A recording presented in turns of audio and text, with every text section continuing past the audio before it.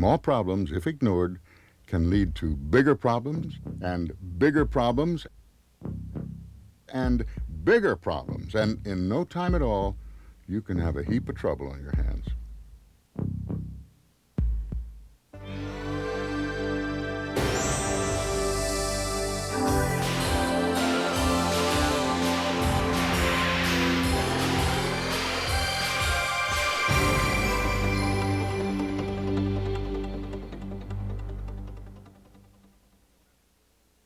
You don't have to go all the way to the jungle to risk exposure to minor injuries.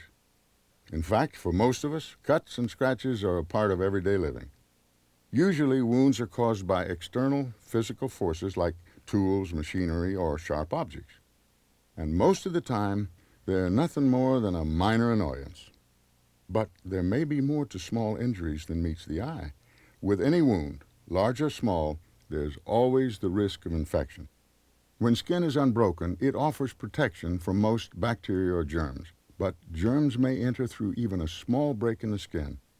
If germs have been carried into an open wound by the object causing the break in the skin, the flow of blood will sometimes flush out the germs.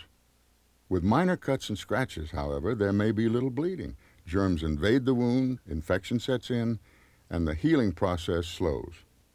Dave and Mary's day has started out pretty badly, but they don't have to let it get any worse. The trick is to stop infection in its tracks with appropriate first aid procedures. If a wound is still bleeding, apply direct pressure over it with a sterile gauze or clean pad.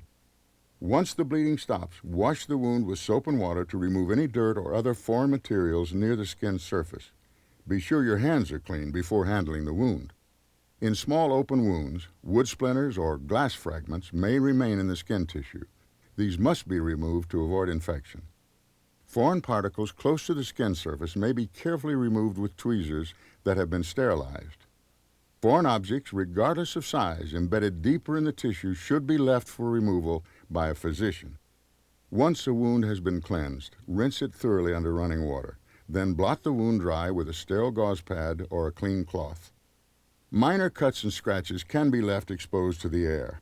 Cover larger wounds or those likely to be re-injured with a sterile pad or clean cloth and bandage firmly in place. Most simple first aid procedures can be taken care of at home or at work. However, some cases may require medical attention.